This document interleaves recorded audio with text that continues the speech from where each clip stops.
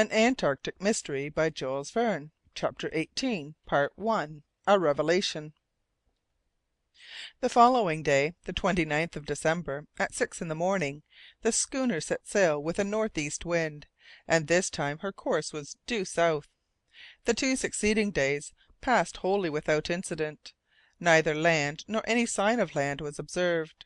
The men on the Halbrane took great hauls of fish, to their own satisfaction and ours.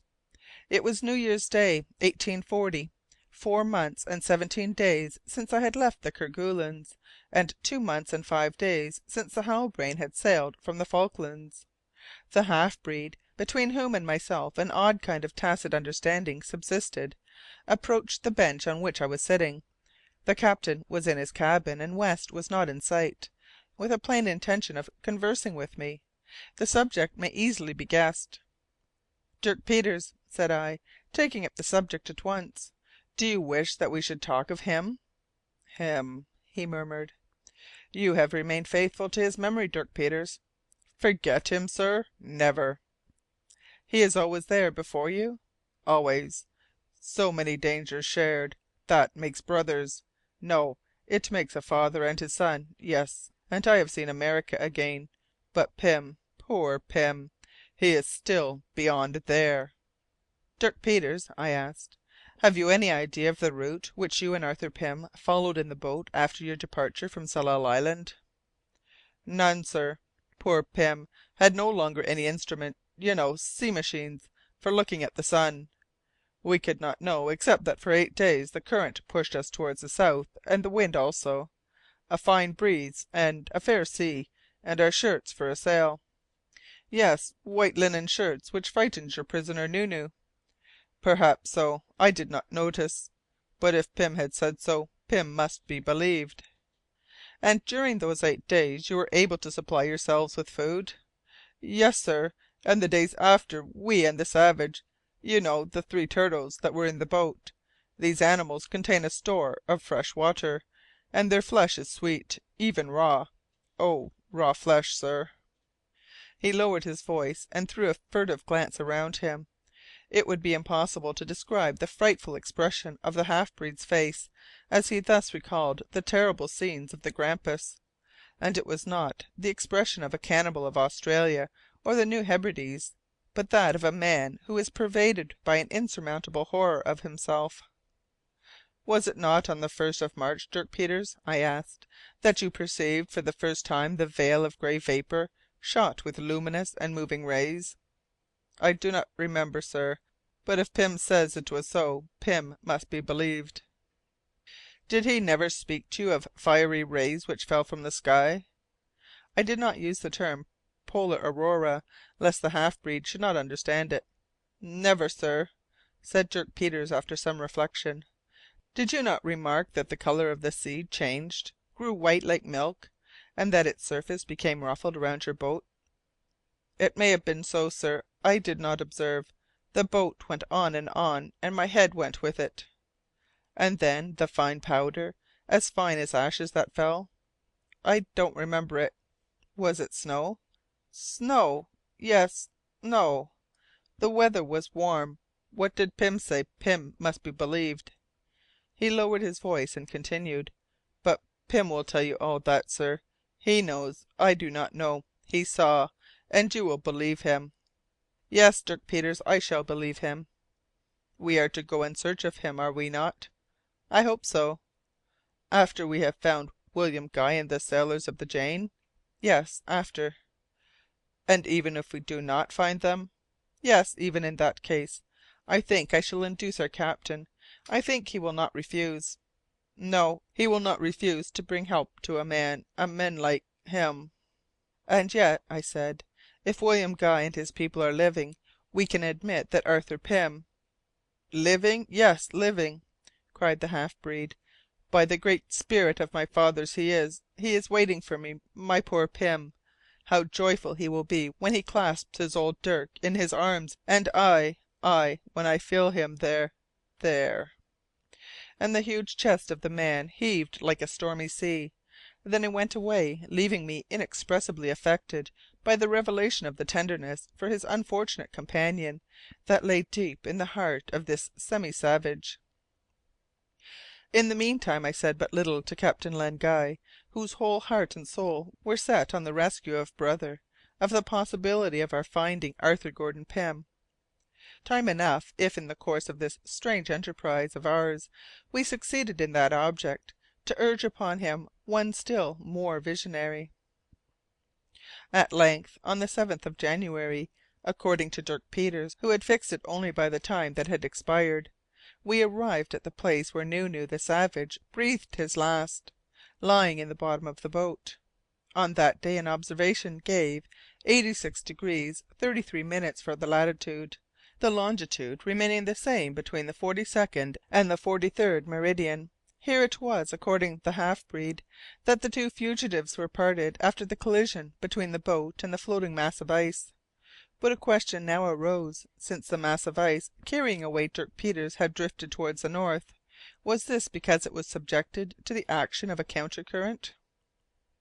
Yes, that must have been so, for our schooner had not felt the influence of the current which had guided her on leaving the Falklands for fully 4 days.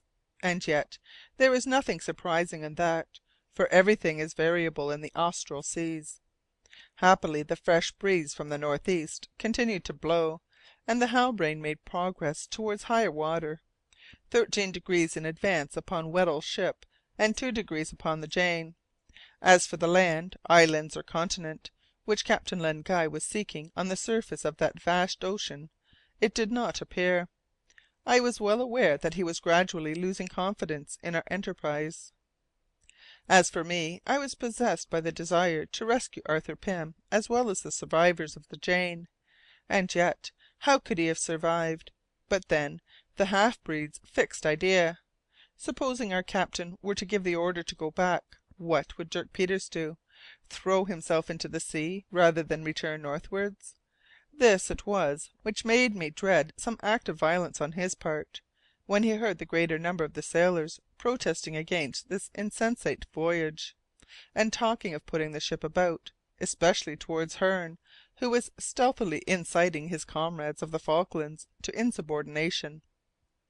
It was absolutely necessary not to allow discipline to decline, or discouragement to grow among the crew, so that, on the 7th of January, Captain Len Guy, at my request, assembled the men and addressed them in the following words: "Sailors of the Halbrane, since our departure from Tsalal Island, the schooner has gained 2 degrees southwards, and I now inform you that, conformably with the engagement signed by Mr. Jeorling, $4,000, that is $2,000 for each degree, are due to you and will be paid at the end of the voyage."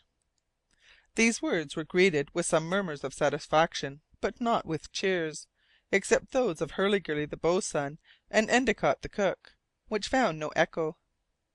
On the 13th of January a conversation took place between the boatswain and myself of a nature to justify my anxiety concerning the temper of our crew.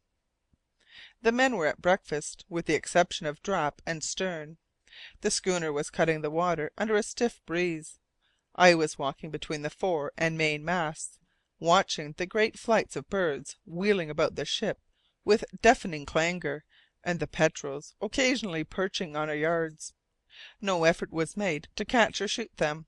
It would have been useless cruelty, since their oily and stringy flesh is not eatable. At this moment Hurliguerly approached me, looked attentively at the birds, and said, "I remark one thing, Mr. Jeorling." "What is it, boatswain?" "That these birds do not fly so directly south as they did up to the present. Some of them are setting north." "I have noticed the same fact." "And I add, Mr. Jeorling, that those who are below there will come back without delay." "And you conclude from this?" "I conclude that they feel the approach of winter." "Of winter?" "Undoubtedly." "No, no, boatswain, the temperature is so high that the birds can't want to get to less cold regions so prematurely." "Oh, prematurely, Mr. Jeorling?" "Yes, boatswain. Do we not know that navigators have always been able to frequent the Antarctic waters until the month of March?" "Not at such a latitude. Besides, there are precocious winters as well as precocious summers. The fine season this year was full 2 months in advance, and it is to be feared the bad season may come sooner than usual." "That is very likely," I replied. "After all, it does not apply to us, since our campaign will be certainly over in 3 weeks." "If some obstacle does not arrive beforehand, Mr. Jeorling." "And what obstacle?" "For instance, a continent stretching to the south and barring our way." "A continent, Hurliguerly?" "I should not at all be surprised." "And in fact there would be nothing surprising in it." "As for the lands seen by Dirk Peters," said the boatswain, "where the men of the Jane might have landed on one or another of them, I don't believe in them." "Why?" "Because William Guy, who can only have had a small craft at his disposal, could not have got so far into these seas." "I do not feel quite so sure of that." "Nevertheless, Mr. Jeorling." "What would be so surprising in William Guy's being carried to land somewhere by the action of currents? He did not remain on board his boat for 8 months, I suppose. His companions and he may have been able to land on an island, or even on a continent, and that is a sufficient motive for us to pursue our search." "No doubt, but all are not of your opinion," replied Hurliguerly, shaking his head. "I know," said I, "and that is what makes me most anxious. Is the ill feeling increasing?" "I fear so, Mr. Jeorling. The satisfaction of having gained several hundreds of dollars is already lessened, and the prospect of gaining a few more hundreds does not put a stop to disputes. And yet the prize is tempting. From Tsalal Island to the Pole, admitting that we might get there, is 6 degrees. Now 6 degrees at $2,000 each makes $12,000 for 30 men. That is $400 a head. A nice little sum to slip into one's pocket on the return of the Halbrane. But notwithstanding, that fellow Hearne works so wickedly upon his comrades that I believe they are ready to bout ship in spite of anybody." "I can believe that of the recruits, boatswain, but the old crew?" "Hum! There are 3 or 4 of those who are beginning to reflect, and they are not easy in their minds about the prolongation of the voyage." "I fancy Captain Len Guy and his lieutenant will know how to get themselves obeyed." "We shall see, Mr. Jeorling. But may it not that our captain himself will get disheartened, that the sense of his responsibility will prevail, and that he will renounce his enterprise?" "Yes, this is what I feared, and there was no remedy on that side." "As for my friend Endicott, Mr. Jeorling, I answer for him as for myself. We would go to the end of the world, if the world has an end. Did the captain want to go there? True.